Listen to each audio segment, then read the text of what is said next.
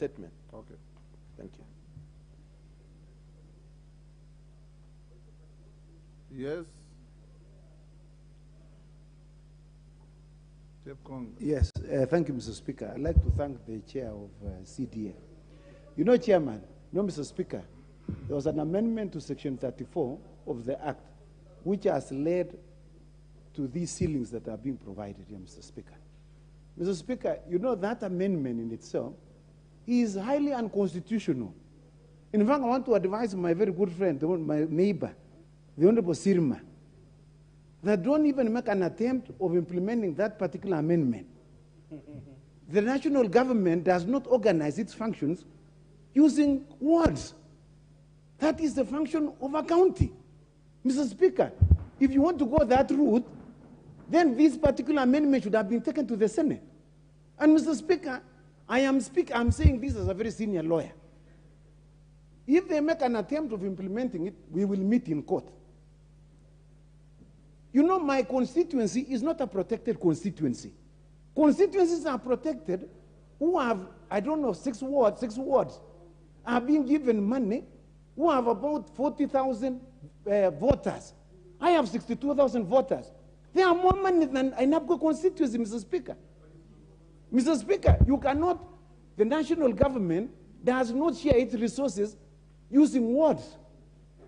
In fact, you are inviting, in fact, this particular amendment, in fact, is inviting, you know what we are defending, Mr. Speaker, and you know, one of my youth groups is participating in the joinder as an interested party to defend the so-called unconstitutionality of NGCDF of 2015, Mr. Speaker.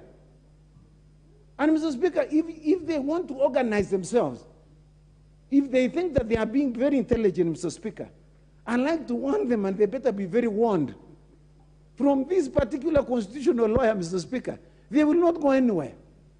And if you want to sink this NGCDF Act, it will be declared unconstitutional when we will go to court ourselves, who have an interest, Mr. Speaker. The government, national government, does not organize the distribution of its resources at the ward level. That is the function of the county.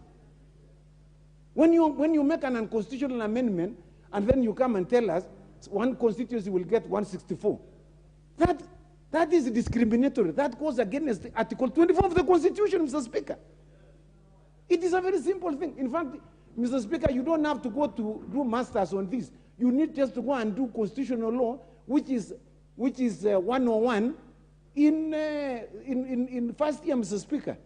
Mr. Speaker, and I have spoken to the chair of, I have spoken to the CDF CEO. I have spoken to this very good chair, who is my neighbor, and I have told him the landmines that he's participating in, Mr. Speaker. Mr. Speaker, if you want to get into a corner in which these members, you know, some 21 constituencies will sink the entire act, Mr. Speaker. It will.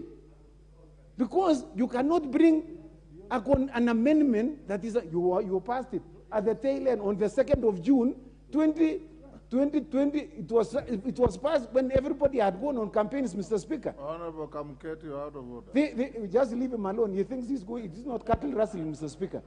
And you know, you allowed him to speak about livestock issues on a matter that was concerning maize. Mr. Speaker, I'd like to urge my very good friend, the Honorable Sirma, to take this caution and advice, which is be given gratuitously, and I'm not going to charge anything, to relook at that Section 34 amendment with a view to ensuring that it is not inconsistent with the provisions of the Constitution. Neither are you converting yourself to become the Senate, Mr. Speaker. That is the reason why when we do allocation of resources, Mr. Speaker, we allocate certain amount to counties. The counties then organize themselves on the basis of words. You cannot then, as a National Assembly, organize yourself on the basis of words. There's nobody who represents the word here. There are no MCAs here, Mr. Speaker. We have only members of Parliament. You've made your point. Thank you, Mr. Speaker.